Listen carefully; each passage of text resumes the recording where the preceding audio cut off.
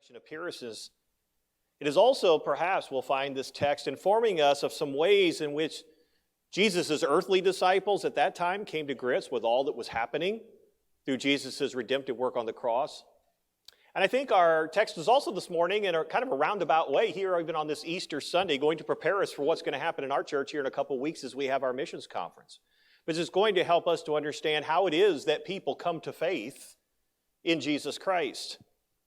A passage such as we have before us is critical for those like us who have been charged with the task of the Great Commission. In other words, sharing the gospel of Jesus Christ, which is the power of God unto salvation to everyone that believeth, to the Jew first and also to the Greek. It is going to help us who are called and tasked with sharing that around the world with the means whereby we might bring this to pass. When we hear, hey, it's your responsibility to be a witness for Christ, what are we being really responsible to do? And if this is a commission, if it's a commandment from Jesus himself, then how are we going to go about doing it? And we've all felt the frustration at times where we've shared the gospel to the best of our abilities with someone and they didn't, at least at that moment, receive. How are we supposed to deal with those who refuse to believe? I think all of these three questions are going to be answered this morning by our text. And I think we're in great need of the truth that we're going to find in our text this morning. It is important for us to mention the importance of the group of men of whom Thomas, the main figure of our message this morning, belongs. There were possibly other men or other ladies, even individuals, in the room the night that Jesus presented himself unto the 11, minus Thomas. We read about that in verses 19 through 23, and I will read those verses in just a moment for us again. And it's entirely possible that there were others other than the 11 who were promised in the room during the events that will make up our text this morning as Jesus presents himself again and Thomas is there. But there can be little doubt, even in the way in which John writes this particular account for us, of the importance of the 11 men who were there. These 11 men were those that would become the apostles of Jesus Christ. And they, along with another man named Paul, an apostle born out of due time, would be the men through whom the continuing revelation of Jesus Christ would come to the world. And they were the men through whom Christ's bride, the church, would ultimately be birthed. These men, it's important for us to realize this morning, these men were afforded opportunities that none of us have ever been afforded, or, can I say it this way, and it's true, ever will be afforded. These men walked with Jesus. These men talked with Jesus.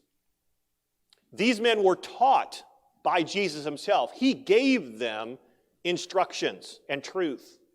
These men witnessed the various miracles that Jesus performed on this earth that proved his deity. These men experienced bodily the resurrected Savior, Jesus Christ. Once Jesus ascends into his Father's presence in just a little over a month chronologically in the Bible from the time that we're considering this morning, no man or woman will experience Jesus again save for, at least according to the record of Scripture, the Apostle Paul as he met with the resurrected Christ on the road to Damascus. These 11 men, including the Apostle Paul, are unique men which were enabled by Jesus to experience things no other men will be allowed to experience. The man who wrote this particular gospel that we are studying this morning was one of these men. His name was John. Jesus' interaction with these men during this brief time between his resurrection and his ascension was critical, we're going to see from our text this morning. I'm sure in the events of our text, it was a joyous reunion. Let's read it again in verses 19 through 23. It says, "Then the same day at evening, being the first day of the week," so this was Sunday, "when the doors were shut, where the disciples were assembled, for fear of the Jews, Jesus came and stood in the midst and said to them, 'Peace be with you.' When he had said this, he showed them his hands and his side. Then the disciples were glad when they saw the Lord. So Jesus said to them again, 'Peace to you. As the Father has sent me, I also send you. And when he had said this, he breathed on them. The Greek literally is he just exhaled on them. He breathed on them. And he said to them, receive the Holy Spirit. If you forgive the sins of any, they are forgiven them. And if you retain the sins of any, they are retained. While these 11, and possibly other disciples as well, were gathered together in some secure place, we are told because of their fear of the Jews, Jesus just immediately, out of nowhere, appears in their presence in bodily form. We know he's in bodily form because we are told that he actually showed these men the scars in his hands. He showed them the scar from the piercing that he received on the cross that was in his side. And in so doing, he proved unto them that he truly is the resurrected Jesus Christ. And when these individuals saw him, John records in his gospel, he says, they were glad. Well, I would guess so. They were glad, and it is written that they knew it was the Lord. Their understanding, I guess, was open, or the assurance was brought to bear in their hearts, but they were confidently assured that this person that stood with them in this room was actually the resurrected Jesus. They were told Jesus imparts unto them what might be classified as John's accounting of the Great Commission. He says, as the Father has sent me in verse 21, I also send you. So Jesus is commissioning these men to be his ambassadors into all the world. Just as the Father had sent Jesus into this world, so now Jesus was sending these individuals into the world as his ambassadors, his representatives, those who would go and declare the truth concerning him. He also gave to them the promise of the Spirit in verse 22. He breathed on them, or as I said, he exhaled upon them, and he said to these individuals, receive ye the Holy Spirit. It's really impossible, as far as I can understand, to know whether or not the Spirit was actually imparted to these individuals at this particular time. It's very likely or possible that it was. It is also possible that in doing this event, he was giving in a picturesque way an understanding of the promise of the coming Spirit, the Spirit who eventually would descend upon them at Pentecost. But regardless of exactly what happens, whether these individuals receive the Holy Spirit right now or whether this was the promise of the receiving of the Spirit that happened in Pentecost a few days later, Jesus' words and Jesus' actions to these men were a promise of the very presence and the very power of God, which was going to be given unto them so that they could accomplish what he was sending them out to do. As the Father has sent me, I'm sending you. I want you to go out and be my ambassadors to the world. How can these men do this? Well, the Spirit is going to empower them. And he was given to them. And then we see the testimony of the amazing results that will come to pass. Verse 23, if you forgive the sins of any, they are forgiven them. And if you retain the sins of any, they are retained. Again, a difficult verse. Sometimes when we read it, we wonder, what does he mean here? To me, I think it appears to me that the gist of the words are that he is declaring to them a proclamation of the power of the gospel itself. When these men go forth as his ambassadors, when they go forth proclaiming that forgiveness is available from their sins through faith in the simple gospel message, that anybody who accepts their message and receives Jesus by faith will have their sins taken away. But if individuals hear this glorious gospel message and for whatever reason they decide I'm not interested and they put it off, well, their sins will be retained. Just these men's coming and speaking did not change anything, depending on what was done with the message that they were sent out to proclaim. And we're informed that when this happened in verse 24, one of the men was not there. Now Thomas, called the twin, one of the 12, was not with them when Jesus came. We're told that Thomas is also a man, Didymus, and that word means a twin. So Thomas obviously had a twin. He's always listed in the listings of the apostles in the various gospels. He's always listed alongside the name of Matthew, but we don't get any indication from the gospels that Matthew may have been a brother to him or twin.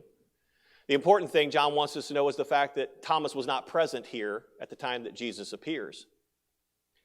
And we find in verse 25 that later when Thomas finds out about these things, he doesn't believe. Verse 25, the other disciples therefore said to Thomas, we have seen the Lord.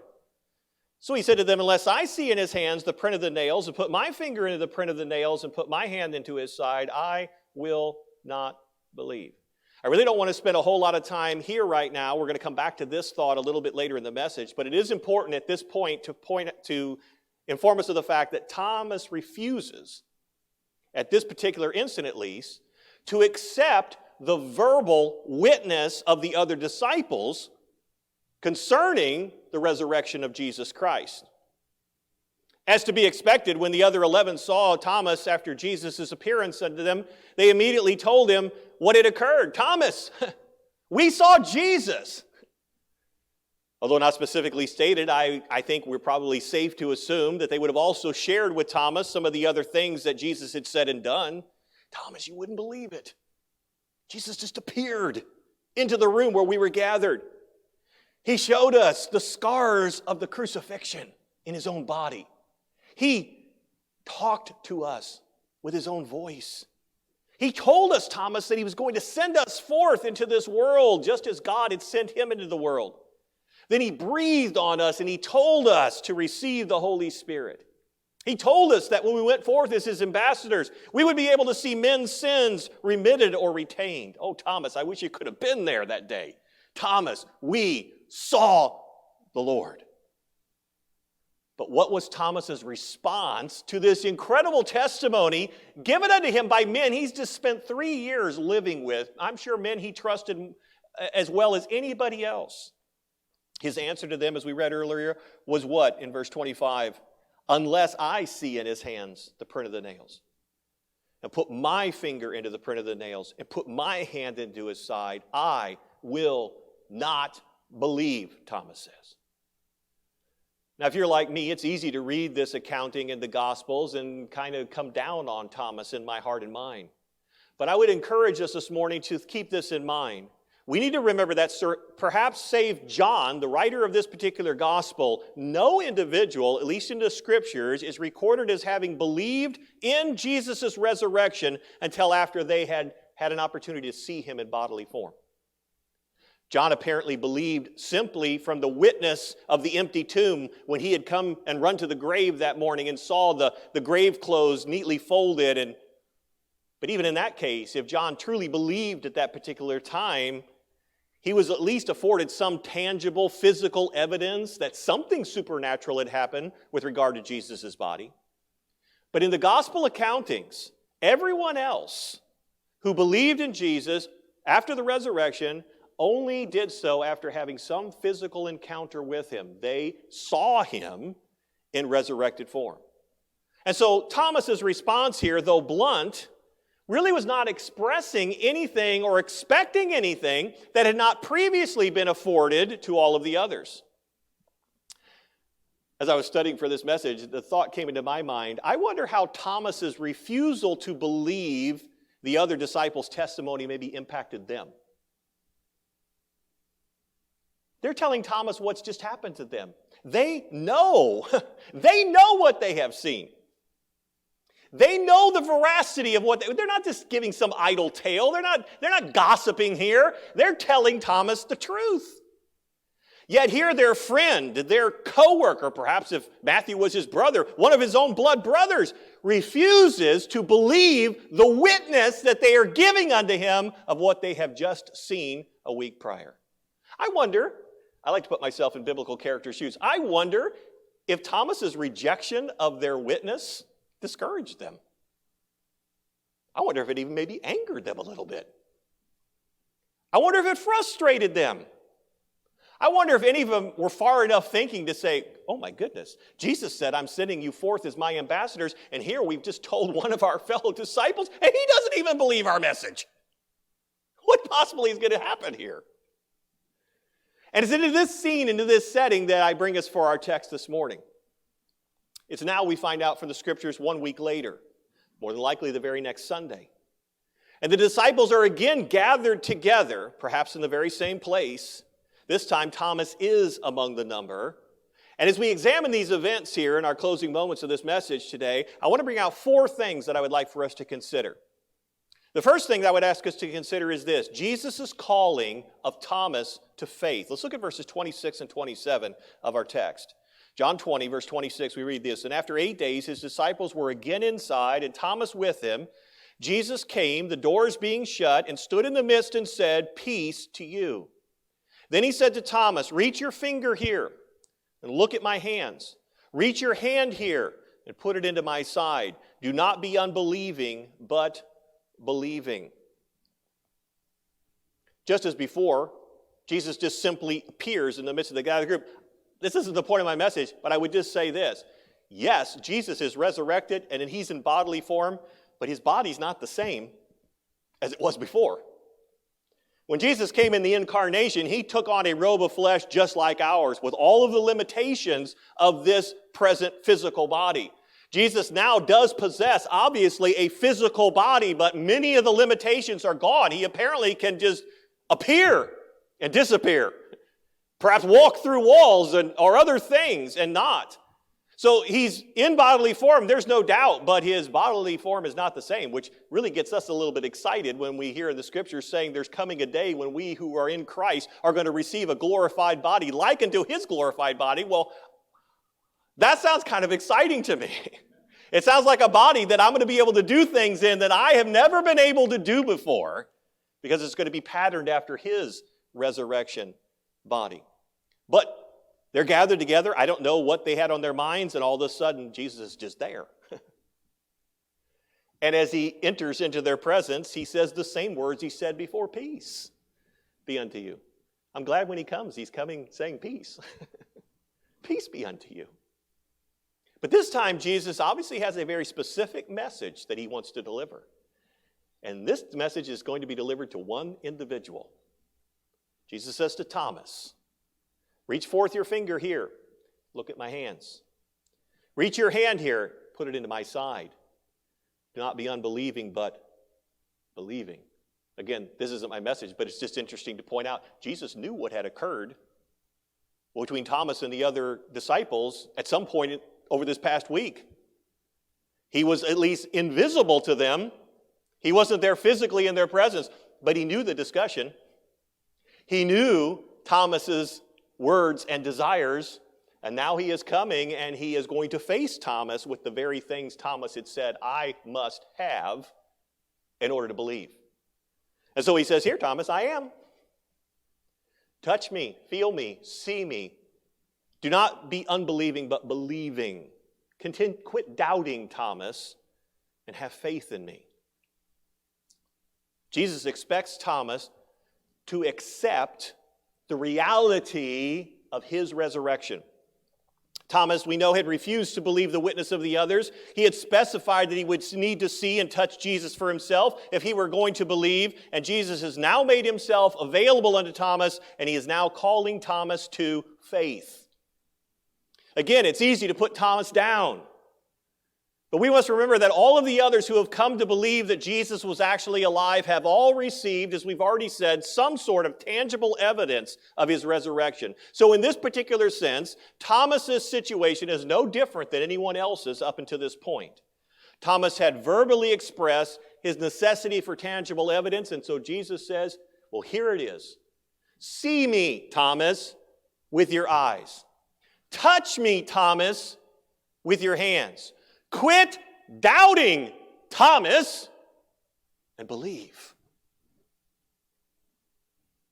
We next see Thomas's confession of faith. Look at verse 28. "And Thomas answered and said to him, 'My Lord and my God.'" You know, interestingly, Thomas apparently doesn't need what he had expressed would be necessary in order for him to believe. Thomas had said very explicitly, unless I see the prints in Jesus' hands, and unless I put my very fingers into them, and unless I'm able to thrust my hand into Jesus' wounded physical side, I won't believe. But when Jesus actually gives Thomas that very opportunity, at least according to John's declaration of the situation, Thomas didn't follow through.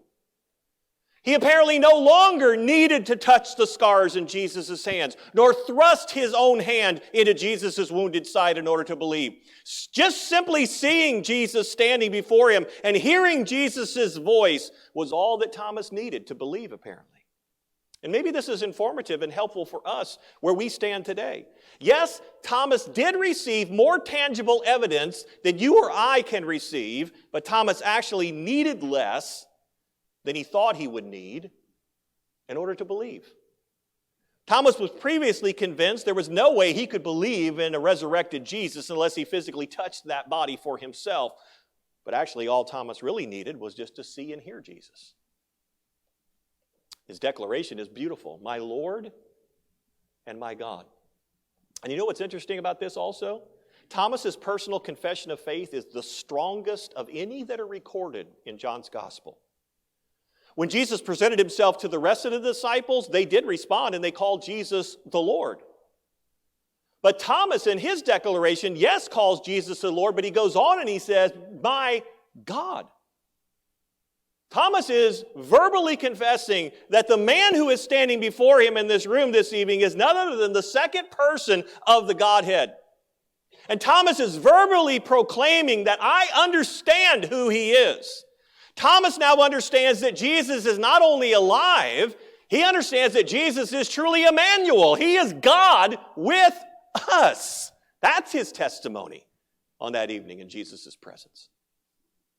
Then Jesus pronounces a blessing, or gives forth a beatitude is maybe a better way to speak of it. In verse 29, Jesus said to him, Thomas, because you have seen me, you have believed. Blessed are those who have not seen and yet believe.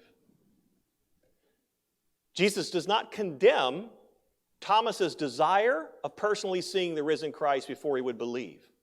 But he does say something that is beautiful and helpful for us this morning, and that is this. Jesus says, Thomas, there is a more blessed position to be in than yours. There is a more blessed state, Thomas, than your state, as I stand here in the resurrected form in your presence. He says, Thomas, because you have seen, you believe. Thomas, blessed of God, Jesus says, are those who have not seen me and yet believe. Isn't it interesting, too, that Jesus, in making that statement, uses past tense verbiage here? Perhaps with these words, Jesus is referencing Old Testament saints who had expressed faith in God's promised Messiah without the necessity of personally seeing him for themselves. Perhaps Jesus is referencing some who are presently even alive upon the earth as he's speaking with Thomas, which have placed faith in Jesus as the promised Messiah Redeemer, even without the benefit that Thomas has had of seeing him in resurrected physical form. But I think it's quite possible that Jesus is speaking in the scope of redemptive eternity, and that perhaps Jesus is speaking of those who will come to faith in Jesus through the testimony of people like Thomas and the other apostles without ever having had an opportunity to see the physically resurrected Jesus for themselves. You know, maybe what Jesus spoke of here to Thomas was our situation. Maybe he was speaking about you if you're a Christian this morning. Maybe he was speaking about me. Jesus says, these individuals, Thomas, that I have in mind here that you need to be aware of, who are able to believe without seeing, he says, these people are blessed. We're familiar with that word. It comes up quite a bit in our scriptures. The very basic essence of the word means to be happy. A connotation is to be fortunate. The word can also carry, given the context, the idea of a people who are favored of God. And I think certainly that must be the sense in which Jesus is using the term here as he speaks it to Thomas. It is great that Thomas now believes after the privilege of seeing Jesus in resurrected bodily form, but Jesus says, Thomas, favored of God are those who have or will believe in Jesus without ever being able to see him in the flesh, without ever themselves being able to hear his teachings with their own ears, without ever being able to witness one of his miracles with their own eyes. And when you think about it, save for the Apostle Paul, as far as we know, every individual who has come to saving faith in Jesus Christ has had to do so without personally witnessing any physical evidence whatsoever after the ascension of Jesus Christ. Unless all of these individuals, Jesus says, who do end up believing, he says, these folks, Thomas, are highly favored of God. Which leads John to his concluding thoughts in his gospel here. And that is really the purpose of his gospel. Look at verses 30 and 31. He goes on and says this. And truly Jesus did many other signs in the presence of his disciples, which are not written in this book. But these, the signs and the truths that are written, are done so that you may believe that Jesus is the Christ, the Son of God, and that believing you may have life in his name. So as John's wrapping up his gospel and he's trying to put the final statements together and get it ready for publication, he basically says, Jesus did many other signs in the presence of his disciples. Signs were John's words for miraculous events, those things that Jesus chose to do on occasion that actually proved his deity, the things that he did that were supernatural, those things that nobody else could do but God. Jesus performed often in his earthly ministry in order that others that saw him might believe that he is truly sent from God. Now, John, in this statement, may be alluding to signs that Jesus performed throughout his 3-year ministry amongst the disciples, but I think in the context, he more than likely is referring to things that Jesus did within the 40-day period between his bodily resurrection and his ascension into heaven. And if that's the case, which again is very amazingly exciting, John says Jesus performed many signs. Wouldn't that be interesting to know what they were?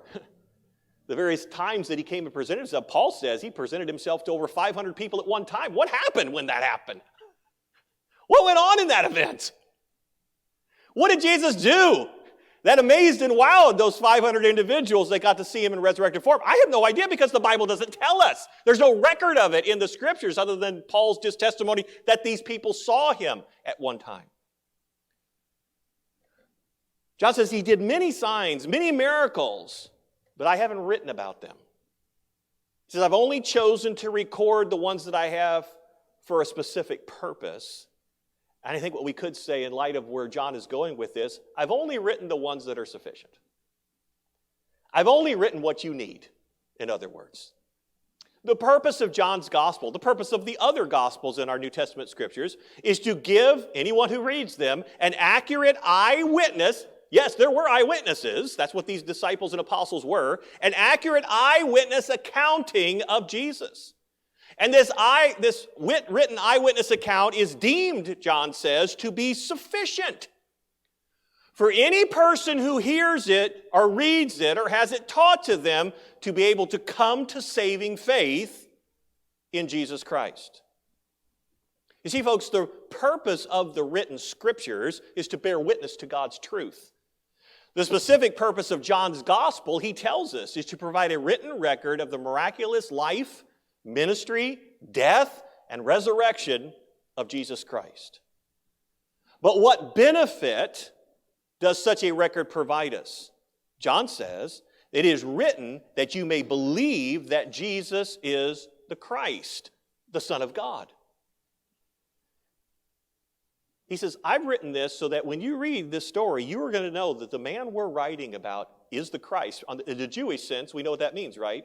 He's the sent one. He's the anointed one. He is the Messiah, if we want to use that terminology, the one that God had promised from the very beginning. If we want to go all the way back to Genesis. He says, I've written these things so you can know that this man, this Jesus that we're writing about, he is the Christ. But then he adds to that, he is also the Son of God.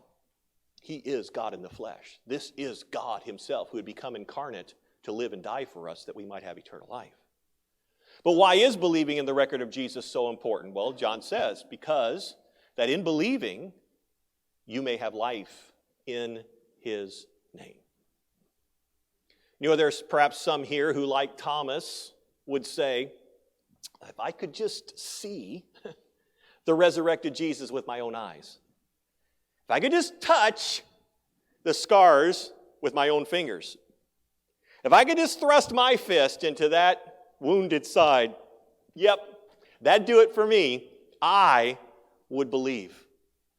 But friend, I'm here to inform you today that none of us, as much as we may ask for it, or desire it are going to be afforded the opportunity that Thomas and the other 11 apostles were afforded. And that may discourage us at the outset. But I would just encourage us this morning with the reality that this gospel has just informed us of. That opportunity is not necessary for us. In fact, while Jesus purposely gave these men such an opportunity, he went out of his way to inform us that those individuals are not the ones who actually have been blessed by God. I don't know about you, when I read the gospel accounts, I say, oh man, what would it have been like to have even had one day to walk with Jesus? And these men got to spend 3 years in his midst. And we read them and we say, what's the matter with these guys? They just don't get it. And if I was there, I wouldn't have got it either. I'm thinking about all this from my post-conversion experience, and I read back into it. Now with opened eyes, I would get it now. But in the midst of it, they didn't even see it, even though they were experiencing it firsthand. But as much as we might look at those individuals and say, oh, weren't they fortunate? And I get what we're saying. I say it too. Jesus says they're not the ones who were favored by the Father. The ones who are favored by the Father, the ones who are blessed, are those who believe without ever seeing. Chew on that one for a while. Because Jesus, in just a couple words, is telling us, probably giving us insight as to what we've been trying to consider with our puny minds for the last several months in Romans 9, 10, and 11. There is something cosmic going on here in God's redemptive purposes. And it is the favor of God being poured out upon us when we actually are brought to that place where we have never seen this man at all with our eyes, and yet we are putting our complete dependence and faith in him for our salvation. It is the favor of God upon us. So my question to you this morning as we finish this portion of our morning worship service is this: do you believe? Do you believe? This is Resurrection Sunday. This is Easter Sunday. I hope all of us know why we're here. We're here telling ourselves that we are celebrating an event that happened some 2,000 years ago, where people came to the tomb where the dead body of Jesus was laying and it wasn't there anymore. And it wasn't because somebody came and stole it, because Pilate had sealed the tomb and put guards outside so nobody from the outside could come in. That wasn't what happened. It was busted open from the inside out. And we studied this morning as we were looking in Philippians, this power of the resurrection wasn't even something that Jesus himself did. It was the power of God the Father in resurrecting his Son from the dead. And we're here celebrating, or at least I hope you are, that's the purpose of this service, we are celebrating our belief that that is actually the truth. And therefore, because this man who had hung on the cross as the payment for our sins and was put to death, offered up his life in payment for our sins, was put in the tomb, looked like it was all over, but now he is alive, it is testimony that everything that he came to earth to accomplish has been accomplished. God is satisfied. His wrath on our sin is appeased. He is pleased with his Son. He has demonstrated that by raising him from the dead. Jesus now sits in heaven at the right hand of his Father, enjoying all the blessings and benefits that he rightly is owed. And the testimony of Scripture is this: if you will just simply put your dependent faith in Jesus and what he did on the cross for you, that God says, I will justify you.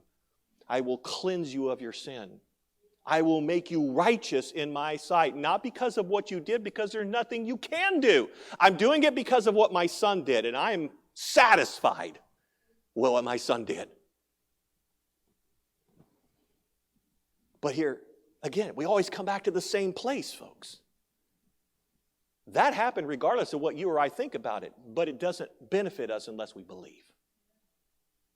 And it isn't just a head knowledge, oh, okay, I guess I'll grant you that probably happened sometime in the past. No, no, no. It is a belief of dependence.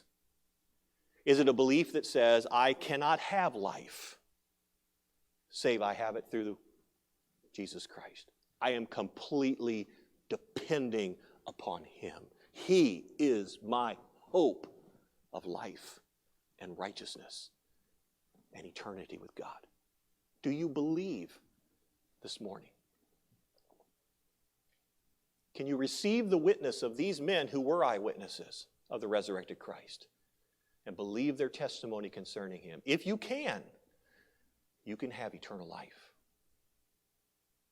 Will you trust in the resurrected Jesus as your personal Savior today? Father, this morning I thank you for your word. I thank you for the record of it. And thank you for these men that you did send your Son to walk with, these men who did witness these things so that they could write them for our benefit and our edification. And I'm thankful that they got to see the resurrected Jesus Christ in that upper room, not once, but twice.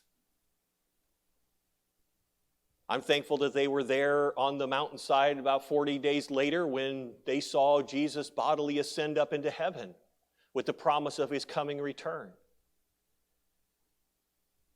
There's a part of me that who wouldn't? There's a part of me that would desire to have been able to be there myself and to see it with my own eyes, but I'm so thankful this morning, Father, to know and to have Jesus himself confirm, yes, while that would be wonderful, it is not necessary. I don't have to be physically present to benefit from it. All I have to do is accept the witness that has been given concerning its truth. And if I will this morning lay hold of the truth concerning Jesus and put my faith and dependence in him for my salvation, the promise of Scripture is clear. I can and will be saved. I will gain eternal life. And Jesus said, any that will do that without ever having seen him with their own physical eyes are truly favored by God. Oh, Heavenly Father, I trust and pray each one in this room is favored by you in that sense. And if there's any here this morning who have not yet trusted in Christ, I wish today that they would see that by simple faith, they also can be favored of you, and that they would put their faith in you even today. We thank you and we praise you. We ask this in Jesus' name. Amen.